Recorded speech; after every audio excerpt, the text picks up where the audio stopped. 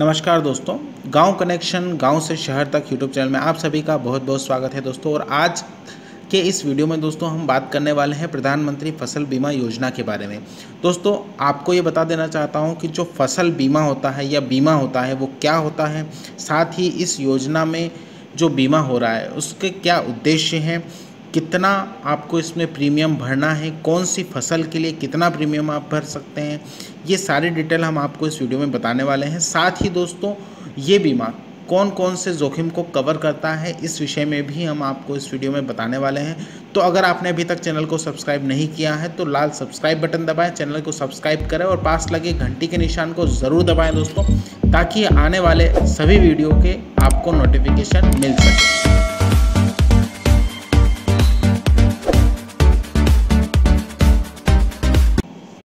तो दोस्तों सबसे पहले बात करते हैं बीमा क्या होता है। बीमा होता है दोस्तों,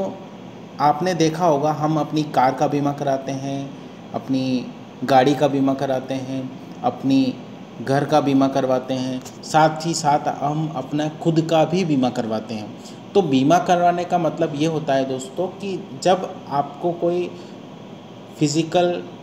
नुकसान, मतलब कि अगर आपकी गाड़ी को कोई नुकसान होता है या आपको कोई नुकसान होता है तो वो बीमा कंपनी आपको आर्थिक सहायता उस समय अवेलेबल करवाती है। तो अगर आप इसी प्रकार फसल का बीमा करवाते हैं तो जब आपकी फसल को कोई नुकसान होता है तो उस समय जो फसल बीमा कंपनी रहेगी वो आपके फसल के नुकसान का मुआवजा आपको प्रोवाइड कराती है दोस्तों। इसमें सरकार का बहुत ही महत्वपूर्ण स्थान है दोस्तों। इसमें क्या होता है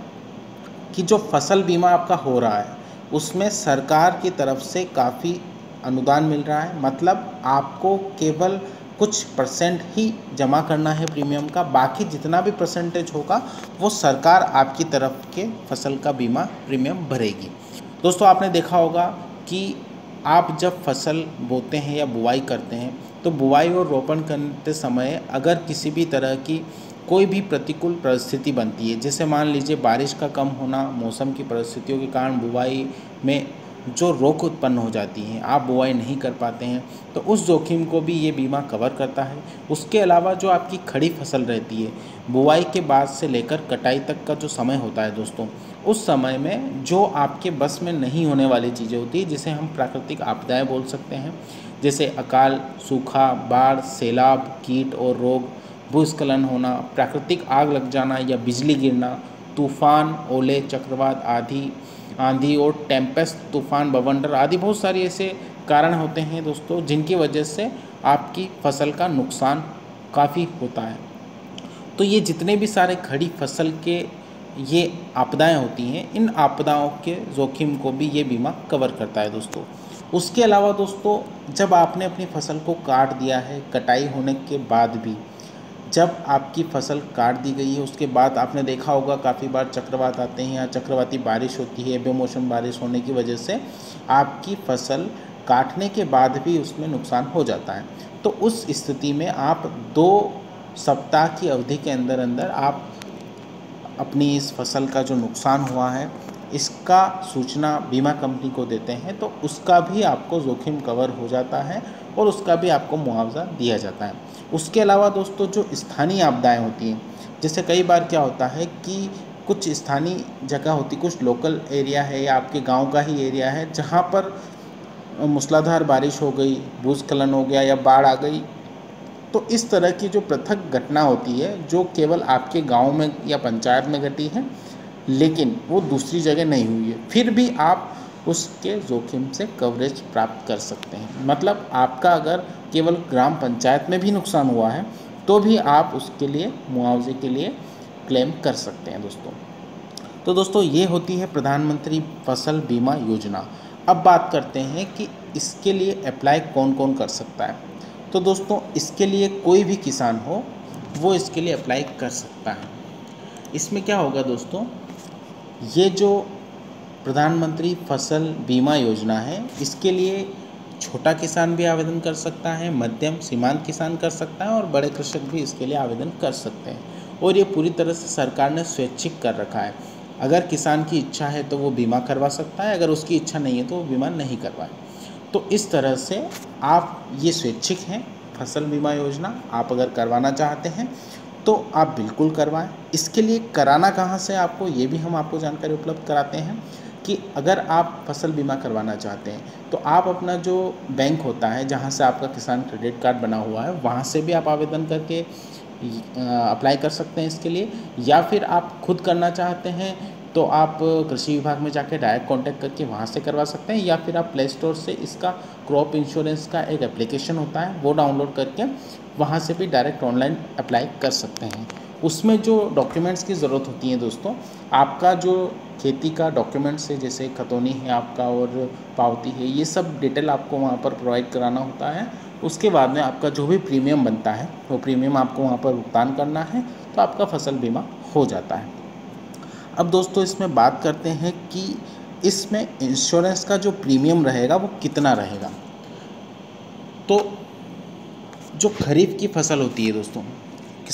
किसानों के द्वारा सभी खरीफ फसलों के लिए केवल 2% एवं जो रबी की फसलें होती है उसके लिए 1.5% का एक समान प्रीमियम का भुगतान किया जाना है दोस्तों। जो वाणिज्यिक फसल होती है जैसे बागवानी फसलें होती हैं, आप अमरूद लगाते हैं, अनार लगाते हैं या किसी भी तरह की आप वार्षिक फसल करते हैं, तो उसमें आपको 5% प्रीमियम भुगतान करना होगा दोस्तों।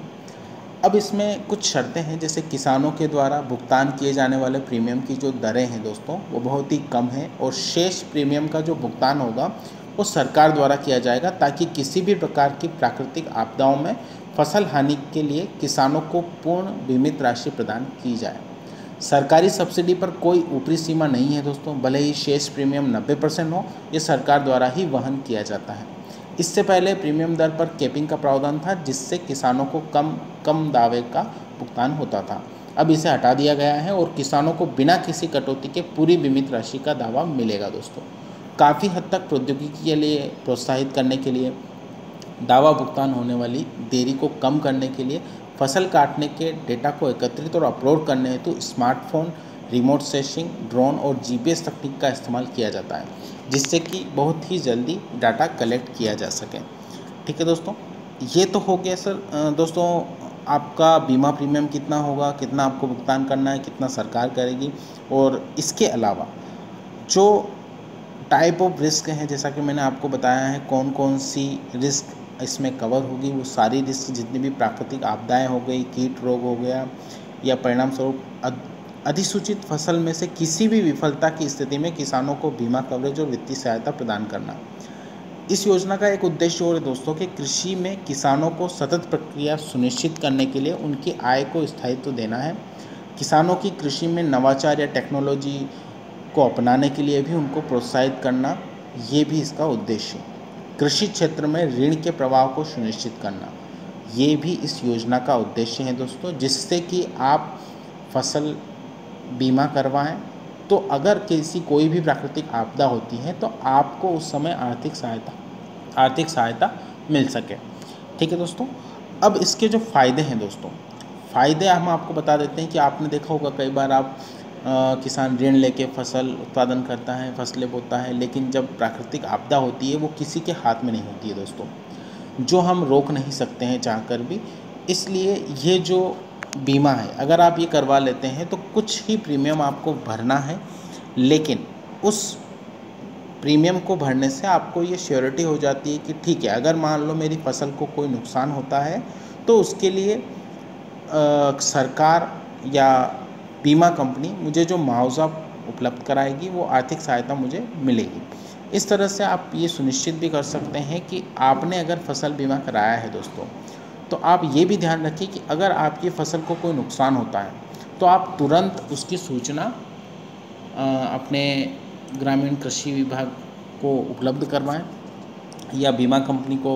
जानकारी में उनके लाएं कि ये नुकसान हुआ है। इसमें जो एजेंसियां होती हैं दोस्तों बीमा कंपनियों के क्रियान्वयन पर समग्र नियंत्रण जो होता है वो कृषि एवं किसान कल्याण मंत्रालय के तहत किया जाता है। अब दोस्तों इसकी निगरानी कौन करता है वो भी हम आपको बता देते हैं कि जो बीमा पोर्टल होता है वहाँ से भी इसकी निगरानी की जाती है, साथ ही साथ फसल बीमा ऐप है इसका, वहाँ से भी इसकी निगरानी की जाती है, और कृषि सहयोग और किसान कल्याण विभाग DSC और परिवार कल्याण की जो वेबसाइट है वहाँ से आप इस ऐप को डाउनलोड कर सकते हैं दोस्तों। तो आज की वीडियो में इतना ही। अगले वीडियो में हम इससे भी बेहतर जानकारी आपके लिए लेकर आएंगे दोस्तों। और वीडियो आपको कैसा लगा ये आप हमें कमेंट बॉक्स में ज़रूर बताएं। और इसके अलावा भी अगर आपको कोई जानकारी है तो आप कमेंट बॉक्स में ज़रूर लिखें। साथ ही जाएं दोस्तों, ताकि आपको आने वाला सभी वीडियो का नोटिफिकेशन मिल सके।